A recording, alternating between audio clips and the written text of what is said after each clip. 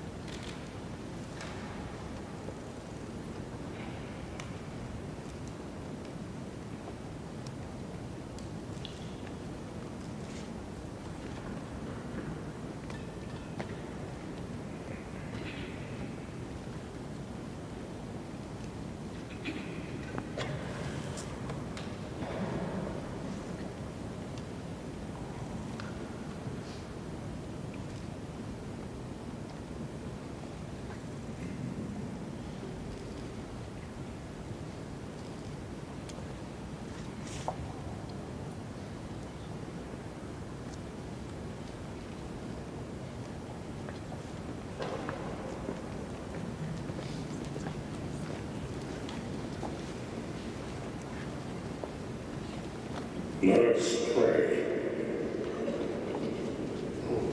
Eternal Father, strong to save, whose arms have bound the restless waves, we thank you for the inspiration of a consequential and laudable life as we celebrate the legacy of James Earl Carter, Jr., the 39th President of the United States. We proclaim your generosity to this nation and world for giving us the gift of someone with the ethical congruence to be salt and light to his generation. Lord, he made the world more palatable. We thank you for his passion for integrity, his commitment to leave the world better than he found it, and his exemplary love for his precious Rosalind. Inspired by his great life, teach us to know you more clearly, to love you more dearly, and to follow you more nearly each day. We pray in your matchless name. Amen.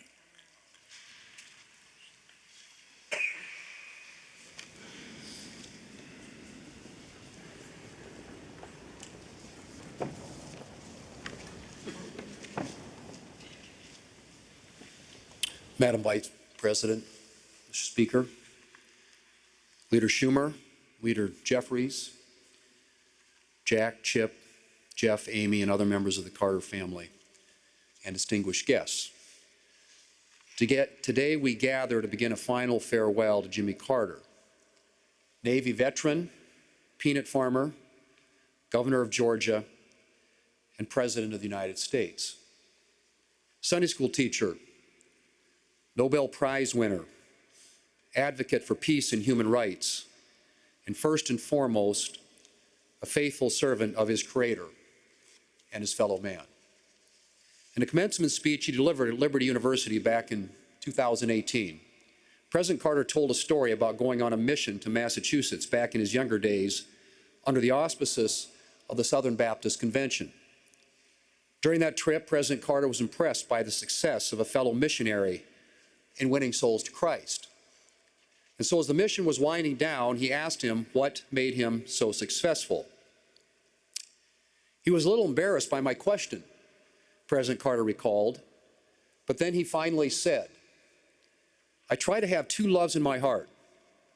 One love is for God, and the other love I have in my heart is for the person who happens to be in front of me at any particular time. It was a statement President Carter said that he never forgot. I think it's fair to say that it's also a statement he lived by. President Carter's term as president ended in 1981. And for the remainder of his life, the longest post-presidency of any American president ever, he focused on making the lives of his fellow men better. That meant things like the Carter Center, which among other things works for the eradication of disease in some of the poorest areas of the globe. And it meant things like his work with Habitat for Humanity to provide affordable housing for those in need. And when I say his work with Habitat for Humanity, I do mean his work. Jimmy Carter knew that his status as a former president could bring attention to good causes. It's why he encouraged Habitat to make use of his name and image. But simply lending his name, or maybe attending a gala or two, wasn't Jimmy Carter's style. He was here to get down in the weeds and the dirt, and he did that literally on numerous Habitat builds, including one back in 1994 in Eagle Butte in my home state of South Dakota. Well into his 90s, he could be found with his hard hat and tools on construction sites doing the practical work required to get families into homes. The Son of Man did not come to be served, but to serve. And Jimmy Carter did his very best to live according to the calling of his Lord and Savior. Today, I join all Americans in mourning President Carter and remembering his example. But I rejoice in the thought that he, together with his beloved wife, Rosalind, is now before the face of his Father.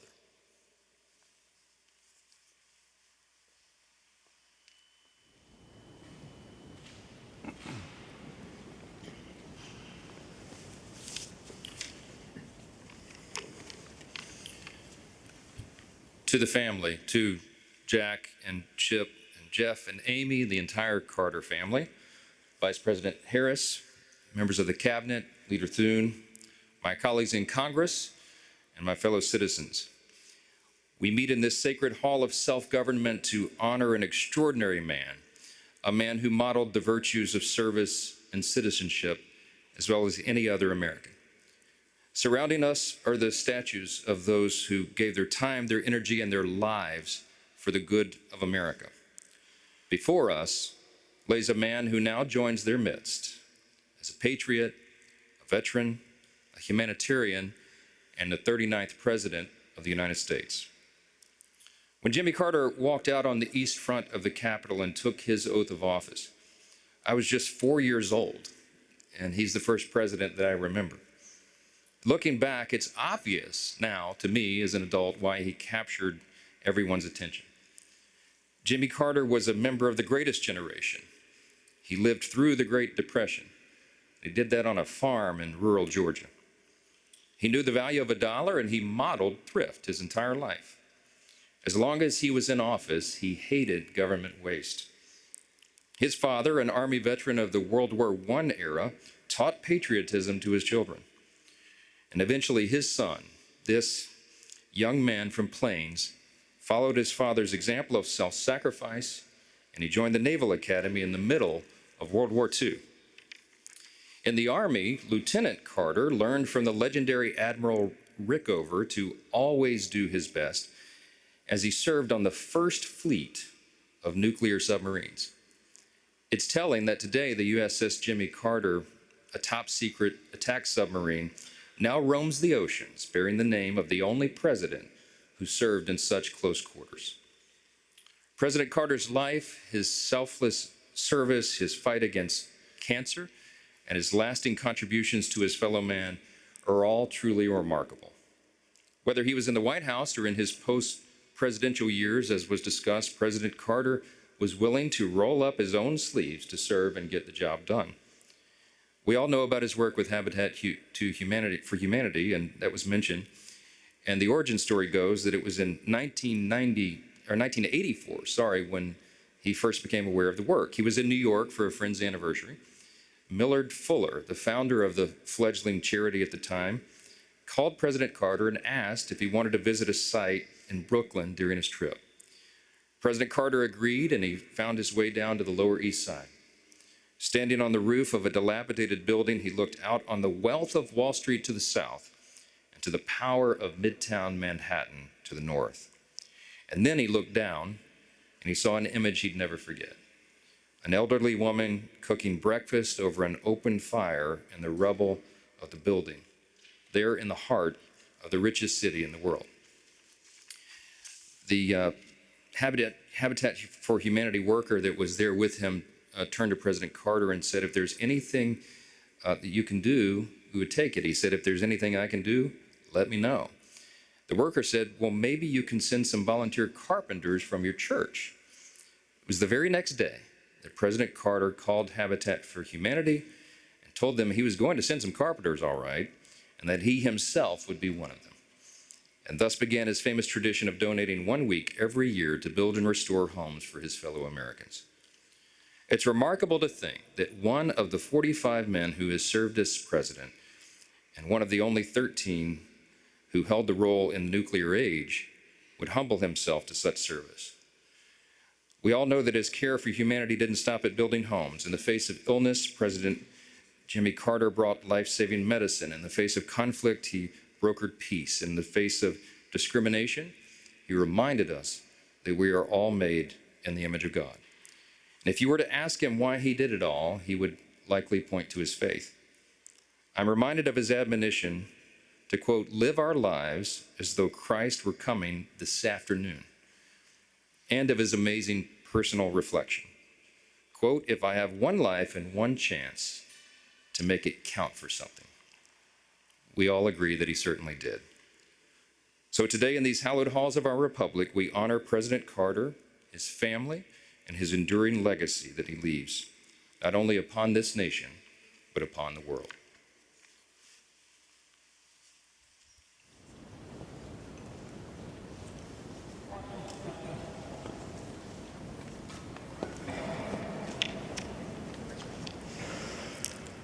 Leader Thune, Speaker Johnson, Leader Schumer, Leader Jeffries, members of Congress, and distinguished guests.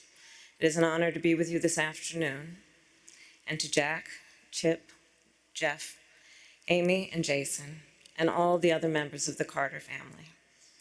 On behalf of the American people, Doug and I offer our deepest condolences. Being with you today, I'm reminded of the enduring words of a favorite hymn. May the works I have done speak for me. Today we gather to celebrate the life of a man whose works will echo for generations to come. A man from Plains, Georgia, who grew up without electricity or running water and served as the 39th President of the United States of America and lived every day of his long life in service to the people. President James Earl Carter, Jr. So I was in middle school when Jimmy Carter was elected president, and I vividly recall how my mother admired him, how much she admired his strength of character, his honesty, his integrity, his work ethic and determination, his intelligence, and his generosity of spirit. We have heard much today and in recent days about President Carter's impact in the 4 decades after he left the White House. Rightly so. Jimmy Carter established a new model for what it means to be a former president and leaves an extraordinary post-presidential legacy. From founding the Carter Center, which has helped advance global human rights and alleviate human suffering, to his public health work in Latin America and Africa, to his tireless advocacy for peace and democracy around the globe. And Jimmy Carter was the President of the United States who was ahead of his time. He was the first president of the United States to have a comprehensive energy policy, including providing some of the first federal support for clean energy. He also passed over a dozen major pieces of legislation regarding environmental protection, and more than doubled the size of America's national parks, including protecting our beloved redwoods in my home state of California. He was a president who, between the years of 1977 and 1981, appointed more Black Americans to the federal bench than all of his predecessors combined, and appointed 5 times as many women. And in the wake of Watergate, Jimmy Carter passed historic ethics legislation to help rebuild America's faith in government. Jimmy Carter, as president, was also a respected global leader. To be sure, the years of his presidency were not without international crises or challenges, but his legacy of global leadership is well established. In Asia, he instituted full diplomatic relations with China, which he would later call one of the most historically significant accomplishments of his presidency. And his legacy lives on in the Middle East because, do recall, in the decades before Jimmy Carter became president, Israel and Egypt had been at war numerous times. Few thought peace could be achieved between them. Yet Jimmy Carter did that. Through his persistence and perseverance, through his unshakable belief in the power of American diplomacy, he secured the Camp David Accords, one of the most significant and durable peace treaties since World War II. And throughout the world, Jimmy Carter elevated the role of human rights in America's foreign policy priorities and uplifted the importance of civil society in doing that work. Jimmy Carter was a forward-looking president with a vision for the future. Consider his establishment of the Department of Energy in 1977, which anticipated the central role it would play in addressing the climate crisis. His creation of FEMA in 1979, which enabled our nation to mobilize a national response to disasters, which has helped countless communities rebuild and recover.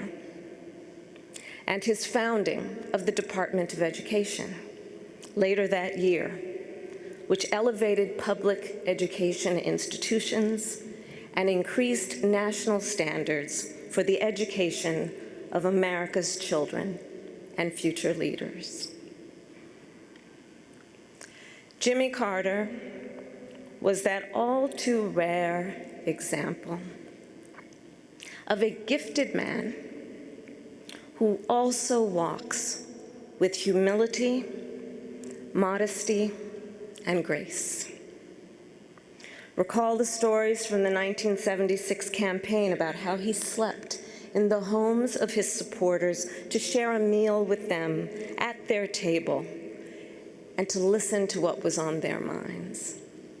How on their first trip for Habitat for Humanity, Jimmy and Rosalind rode the bus with the other volunteers. And when the group stopped for the night to stay at a local church, Jimmy and Rosalind gave their private room to a young couple who had put off their honeymoon to join the trip. And with the other volunteers, they then slept on the floor of the church basement.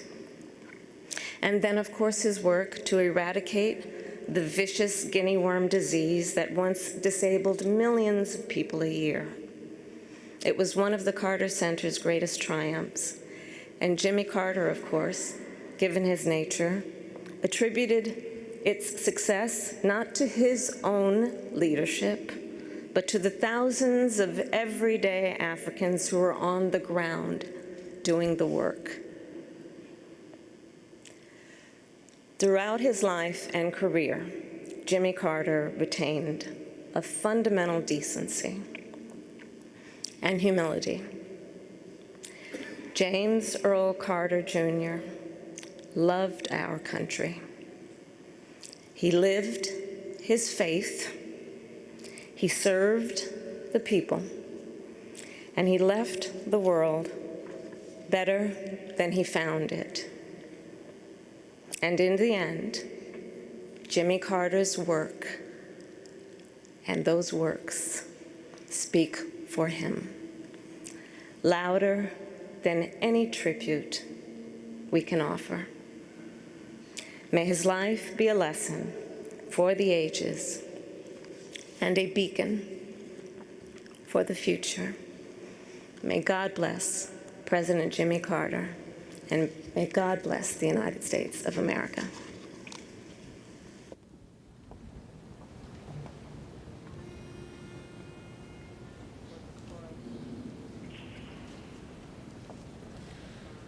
My country, 'tis of thee, sweet land of liberty, of thee I sing. Land where my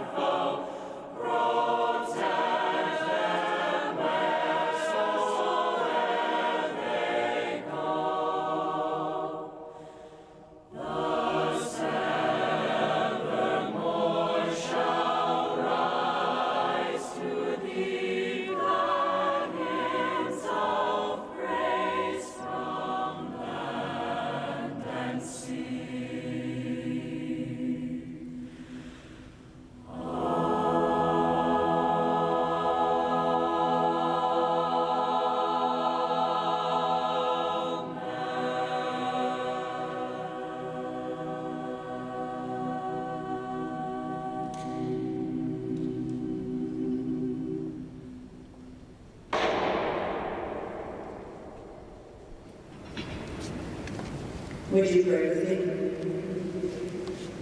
Holy and loving God, receive into your eternal joy your good and faithful servant, James Earl Carter, Jr.